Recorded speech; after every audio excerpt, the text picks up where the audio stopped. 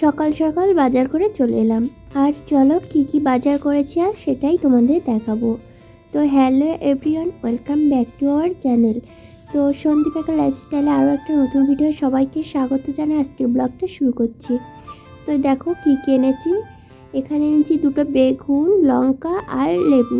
বেগুন এনেছি, কালকের ডাল ছিল, উস্তে দিয়ে ডাল রান্না করেছিলাম, ফ্রিজে ছিল। তো বর বলেছে আজ কিছু করা লাগবে না, বেগুন ভাজো আর হচ্ছে তোমার ওই ডালটা খাবে। আরও অনেক কিছু করেছি বাজার, তো চলো সেটা দেখাই। আর আম শেষ হয়ে গিয়েছিলো, এই জন্য কিন্তু আমও এনেছি অনেকগুলো। আর এনেছি ভেন্ডি, আর হচ্ছে এনেছি কাঁচা আম। কাঁচা আমগুলো এনেছি চাটনি করার জন্য আর মাখা খাওয়ার জন্য। তো এখানে 4টা কাঁচা আম এনেছি আর 500 ভেন্ডি এনেছি। আর পাকা আমও এনেছি। পাকা আম হচ্ছে তোমার ওই 50 টাকার মতনই এনেছিলাম। আর যত দিন যাচ্ছে তত কিন্তু আমের দাম কমে যাচ্ছে। তো আমাদের এখানে 2 কিলো আম কিন্তু এখন 50 টাকা করে নিচ্ছে।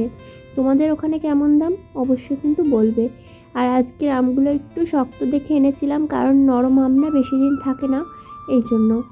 তো এই যে আমগুলো এই যে ভালো করে আমি বের করে নিলাম, এখন ঘাড়ের তলায় রেখে দেবো। আর এই জায়গায় এইভাবে রেখে দিলে আশা করি অনেক দিন ভালো থাকবে। তারপরে ওই যে লঙ্কা এনেছিলাম, ওর বোটাগুলো ছাড়িয়ে রাখবো, তাহলে কিন্তু ভালো হয়, মানে নষ্ট হয় কম। আর ওই বোটা পচেই কিন্তু লঙ্কাগুলো তাড়াতাড়ি নষ্ট হয়ে যায়। এই জন্য দেখো বোটাগুলো ছাড়িয়ে রাখছি। আর বোটাগুলো ছাড়িয়ে রাখলে কিন্তু রান্নার সময়ও ঝটপট নিয়ে রান্না করা যায়, কোনো ঝামেলা থাকে না। আর যে গরম পড়েছে, আমাকে কিন্তু আমার বর বলেই দিয়েছে তুমি দিনে 3 থেকে 4 লিটার জল খাবা, কিন্তু খাওয়া হয় না। তারপরেও কিন্তু খাওয়ার চেষ্টা করি। তো এই যে সকাল থেকে 2 বোতল খাওয়া হয়ে গেছে, মানে 1 লিটার। তারপরে এই যে উনুনটা তো ভেঙে গেছে। তো উনুনটা না একদমই মাটি লাগানোর কথা মনে থাকে না, যেই রান্না করতে আসি সেই মনে পড়ে। তো আজকে একটু মনে করে তারপর দেখো উনুন শালে এসে মাটিটা লাগিয়ে নিচ্ছি। আর এই মাটি লাগানোর কাজ যে আমার এতটাই আলিস্যি লাগে কি বলবো, একদমই করতে ইচ্ছা করে না। তারপরে দেখো করছি।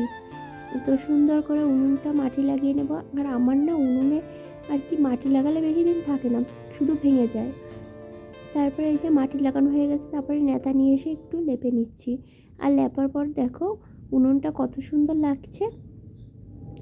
তারপরে এই যে চলে এসেছি আবার একটা জল দিয়ে নেতা ধুয়ে এখন উনুন শালটা মুছে নিলাম, কারণ ওই যে কাদা ছিটকে ছিটকে গেছে, এই জন্য। তারপরে এই যে চলে এসেছি কালকে রাতের এঁটো বাসন, সকালে রুটি করেছি সেই সব বাসন মাজার জন্য। এইগুলো মাজার পর হচ্ছে আমি দুপুরের রান্নাগুলো বসিয়ে দেবো। আর সকালে করেছিলাম রুটি, তো রুটি খেয়েছিলাম সকালবেলায়। আর দুপুরে এই যে বললামই তো, শুধু ভাত করবো আর বেগুন ভাজা করবো, আর কিছুই করবো না। আর ফ্রিজে ডাল আছে, ওই ডালটা বের করে তারপরে খাবো।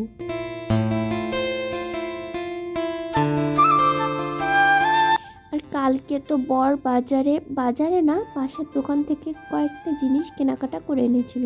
সেগুলো তো কৌটার ভিতর রাখতে একদমই মনে নেই, তো ভাবলাম ঠিক আছে এখন রেখে দিই। তো এখানে আটা এনেছিল আর এনেছিল চিনি।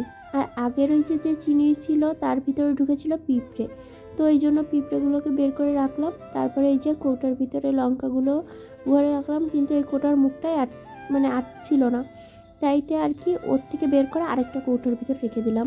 অনেকগুলো লঙ্কা এনেছিল। আর এখানে চিনির কৌটোর ভিতরে লবঙ্গ রেখেছি, তাহলে নাকি পিঁপড়ে আসে না। এটা অবশ্য ইউটিউব দেখেই রাখা, জানি না কতদূর কি হয়।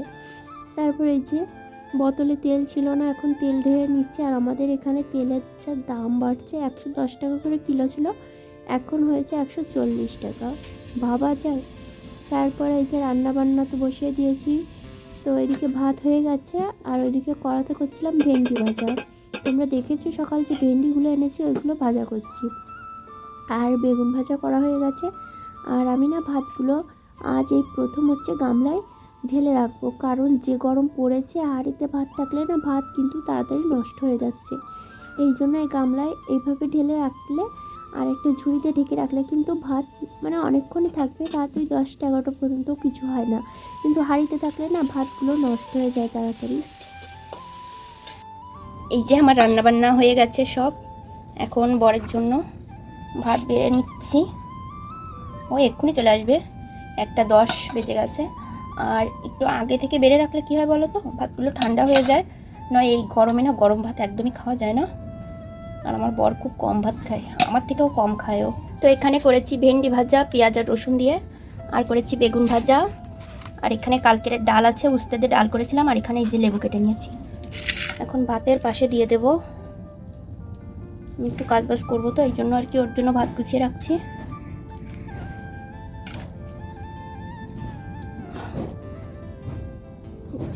যে বেগুন সকালে এনেছি, বেগুন ভাজা দিলাম, একটা লঙ্কা দিলাম, লঙ্কা তো খাবে না, তারপরেও দিয়ে রাখছি।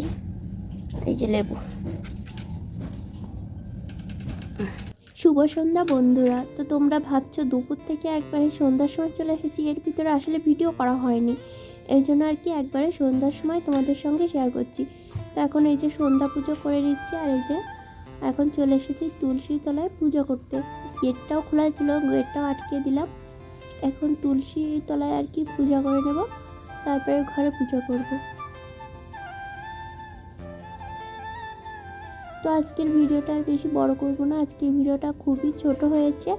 তো যাই হোক বন্ধুরা, আজকের ভিডিওটা কেমন লেগেছে অবশ্যই কিন্তু তোমরা কমেন্ট করে জানাবে।